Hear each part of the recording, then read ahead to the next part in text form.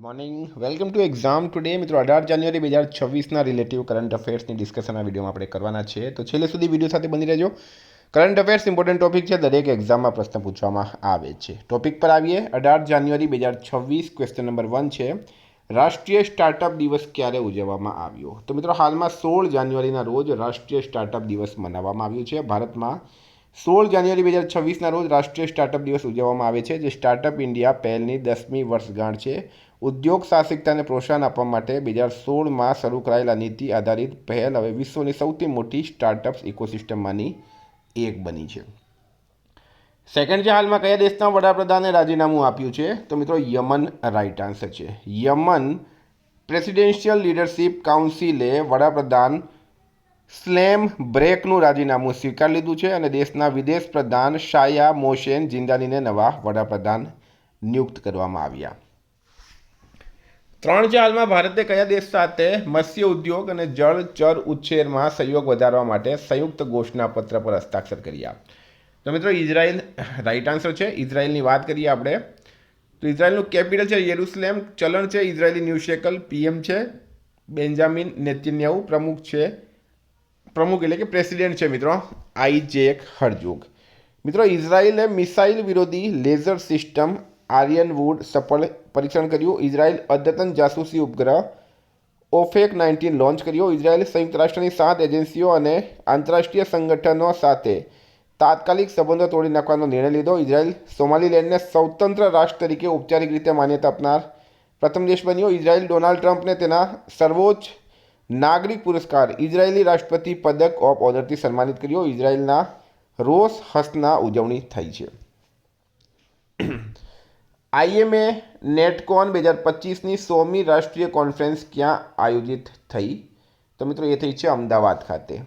કેન્દ્રીય ગૃહ અને સહકાર મંત્રી શ્રી અમિત શાહે અમદાવાદમાં ઇન્ડિયન મેડિકલ એસોસિએશનની 100મી રાષ્ટ્રીય કોન્ફરન્સ આઈએમએ નેટકોન 2025ને સંબોધિત કરી હતી. આ ઐતિહાસિક શતાબ્દી સંમેલનમાં તેમના ભારતના આરોગ્ય ક્ષેત્રમાં ડૉક્ટરોના કાળા અને ભવિષ્યના લક્ષ્યો વિશે ચર્ચા કરી હતી.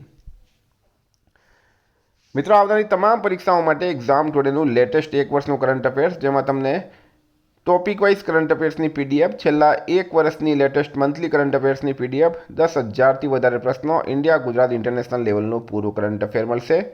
તો પીડીએફ માટે ખાલી ₹200, ઓનલી ₹200 9510411961 પર ગૂગલ પે, ફોનપે, પેટીએમ કંઈ પણ કરો, સ્ક્રીનશોટ મોકલી આપો. 2 મિનિટમાં પીડીએફ મળી જશે. તમામ પરીક્ષાઓમાં 100% કરંટ અફેર આપણું પૂછાય છે. ઇન્ડિયા ગુજરાત ઇન્ટરનેશનલ લેવલનું પૂરું કરંટ અફેર આમાં આવી જશે. હાલમાં ડિસેમ્બર 2025 માટે ICC player of the month તરીકે કોની પસંદગી કરવામાં આવી છે?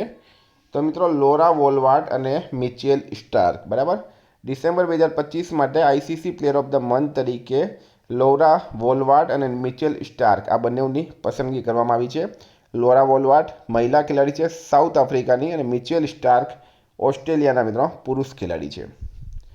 હાલમાં ઇન્ડિયા ઇલેક્ટ્રિસિટી સમિટ 2026 ક્યાં યોજાશે?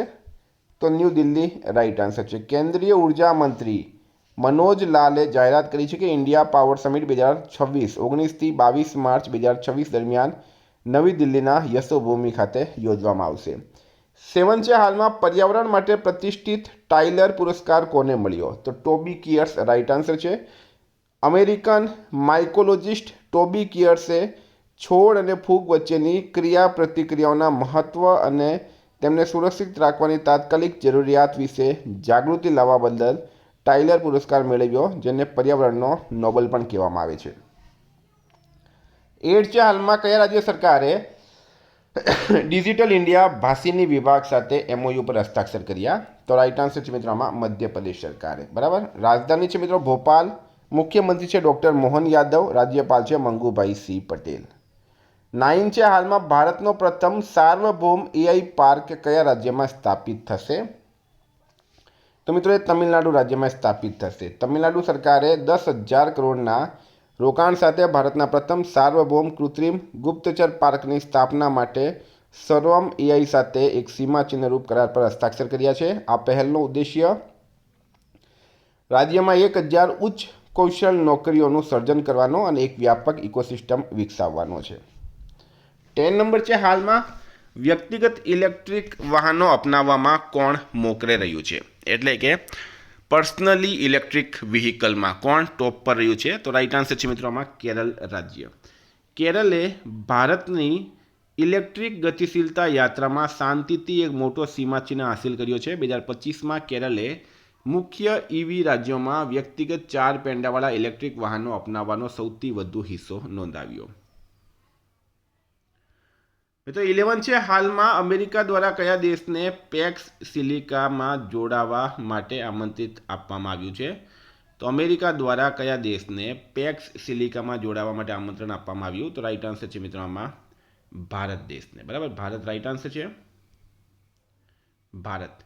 નવા યુએસએ એમ્બેસેડર સર્જિયો ગોરે જણાવ્યું કે ભારતને પેક્સ સિલિકામાં જોડાવા માટે આમંત્રણ આપવામાં આવશે, જે યુએસની આગેવાની હેઠળની વ્યૂહાત્મક પહેલ છે, જે સિલિકોન, એડવાન્સ્ડ મેન્યુફેક્ચરિંગ અને આર્ટિફિશિયલ ઇન્ટેલિજન્સ સંબંધિત વૈશ્વિક સપ્લાય ચેનને સુરક્ષિત અને મજબૂત કરવા પર કેન્દ્રિત છે.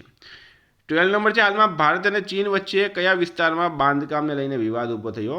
તો મિત્રો રાઈટ આન્સર છે એમાં સક્સગામ ખીણ. બરાબર, વૈશ્વિક તણાવ વચ્ચે સરહદે ચીનની અવલચંડાઈ યથાવત. સક્સગામ ખીણ ભારતનો પ્રદેશ, ચીનને બાંધકામનો અધિકાર નથી, કેન્દ્ર સરકાર જણાવ્યું.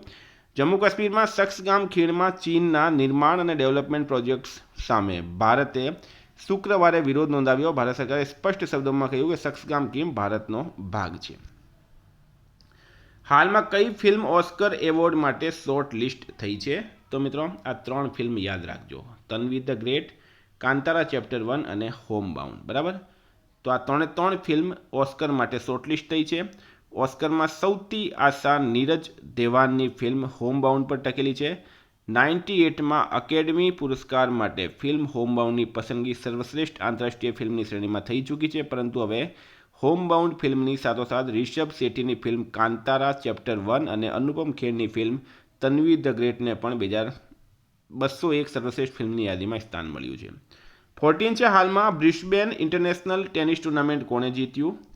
તો મિત્રો આર્યના સબાલેન્કાએ. વિશ્વની નંબર 1 ટેનિસ ખેલાડી આર્યના સબાલેન્કાએ નવા વર્ષનો પ્રથમ ટાઇટલ જીત સાથે કર્યો. રવિવારે બ્રિસ્બેન ઇન્ટરનેશનલની ફાઇનલમાં સબાલેન્કાએ યુક્રેનની માર્ટા કોસ્યુકને સીધા સેટમાં 6-4, 6-3થી હરાવી. 15 છે, હાલમાં વિશ્વનો સૌથી મોટો ગ્રીન અમોનિયા પ્રોજેક્ટ ક્યાં સ્થાપિત થશે? તો આંધ્રપ્રદેશ રાઈટ આન્સર છે મિત્રો. આંધ્રપ્રદેશના કાકીનાડામાં વિશ્વનો સૌથી મોટો ગ્રીન એમોનિયા પ્રોજેક્ટ સ્થાપિત થઈ રહ્યો હોવાથી ભારતના સ્વચ્છ ઉર્જા સંક્રમણને નોંધપાત્ર વેગ મળ્યો છે. AM ગ્રીન દ્વારા વિકસાવવામાં આવેલા આ પ્રોજેક્ટ્સમાં આશરે $10 બિલિયનનું રોકાણ સામેલ હશે. 16 છે, હાલમાં બજાજ પુણે ગ્રાન્ડ ટૂર 2026ના ગુડવિલ એમ્બેસેડર કોણ બન્યા છે? તો મહેન્દ્રસિંહ ધોની બન્યા છે.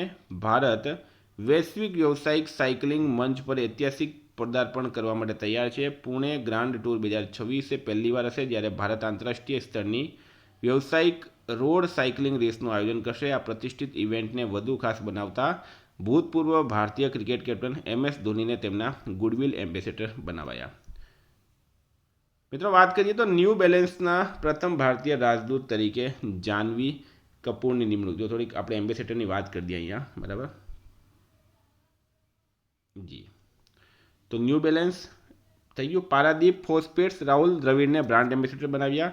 દીપિકા પાદુકોણને કેન્દ્રીય આરોગ્ય અને પરિવાર કલ્યાણ મંત્રાલયના પ્રથમ માનસિક સ્વાસ્થ્ય રાજદૂત નિયુક્ત કરવામાં આવ્યા. સંજુ સેમસનને ઇંગ્લિશ પ્રીમિયર લીગના સત્તાવાર એમ્બેસેડર તરીકે નિયુક્ત કરવામાં આવ્યા. શુભાંશુ શુક્લાને ડેવલપ ઇન્ડિયા બિલ્ડથોન 2025ના બ્રાન્ડ એમ્બેસેડર બનાવવામાં આવ્યા.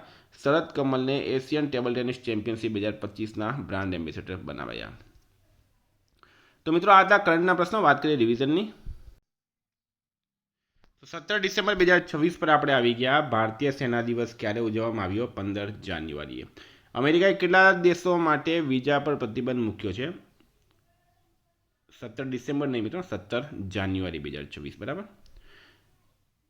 75 રાઇટ આન્સર છે. કયા દેશમાં જન્મદર કરતાં મૃત્યુદર વધુ નોંધાયો? ફ્રાન્સ રાઇટ આન્સર છે. Gujarat integrated renewable energy policy 2025 અનુસાર ગુજરાતે વર્ષ 2030 સુધીમાં કેટલી રિન્યુએબલ એનર્જી ક્ષમતા હાંસિલ કરવાનો લક્ષ્યાંક રાખ્યો? 100 ગીગાવોટ. હાલમાં અર્જેન્ટિનામાં માઉન્ટ એકોનકાગુઆ કોણે ચઢાણ કર્યું? અરિત્રા રોયે. હાલમાં કઈ બેંકને શ્રેષ્ઠ ફિનટેક અને DPI અપનાવવા માટે એવોર્ડ મળ્યો? કર્ણાટકને. ટીવીએસ સપ્લાય ચેન સોલ્યુશન્સના ગ્લોબલ સીઈઓ તરીકે નિમણૂક કરવામાં આવી છે વિકાસ ચડ્ડાની. કોલકાતા હાઈકોર્ટના નવા મુખ્ય ન્યાયાધીશ કોણ બન્યા છે? સુજોત પાલ. હાલમાં પ્રકાશિત નીતિ આયોગના નિકાસી તૈયારી ઇન્ડેક્સ 2024માં કોણ ટોપ રહ્યું છે? મહારાષ્ટ્ર. આઈટીબીપી પ્રમુખ તરીકે કોની નિમણૂક કરવામાં આવી છે? શત્રુજીત સિંહ કપૂરની. વિશ્વના ટોપ નૌકાદળની યાદીમાં ઇન્ડિયન નેવી 7મા સ્થાને છે. દેશભરના 10 લાખ યુવાનોને એઆઈ કૌશલ્ય પ્રદાન કરવા માટે એઆઈ કૌશલ્ય કાર્યક્રમ ક્યાં શરૂ કરવામાં આવ્યો? જયપુરમાં. મિઝોરમમાં શોધાયેલી નવી બિનઝેરી રીડ સાપની પ્રજાતિનું નામ શું છે? તો કેલામારિયા મિઝોરમેન્સિક. હાલમાં ભારતનું પ્રથમ ક્રોનિક કિડની રોગના દર્દી રજિસ્ટર કોણ લોન્ચ કરશે? ઓડિશા. 2026માં આંતરરાષ્ટ્રીય મસાલા પરિષદનું આયોજન કોણ કરશે? કોચી. 17 છે વર્ષ 2026ની ઓસ્કર સ્પર્ધા યાદીમાં કઈ મરાઠી ફિલ્મનો સમાવેશ થયો છે? દશાવતાર. મિત્રો ગઈકાલે પ્રશ્ન પૂછાયો, બામણવાસ કાંકર પંચાયતને કયા રાજ્યની પ્રથમ સંપૂર્ણ ઓર્ગેનિક ગ્રામ પંચાયત જાહેર કરવામાં આવી? રાજસ્થાન રાઈટ આન્સર છે. આજનો પ્રશ્ન છે, હાલમાં દુર્લભ સમુરાઈ માર્શલ આર્ટ્સ સન્માન મેળવનાર પ્રથમ ભારતીય કોણ બન્યા? જવાબ કમેન્ટ બોક્સમાં જણાવજો. વિદ્યાર્થી મિત્રો, વોટ્સએપ ટેલિગ્રામની લિંક ડિસ્ક્રિપ્શનમાં છે. પીડીએફ માટે 9510411961 પર કોન્ટેક્ટ કરો. Thank you. ફરી મળશું. જય હિન્દ, જય ભારત.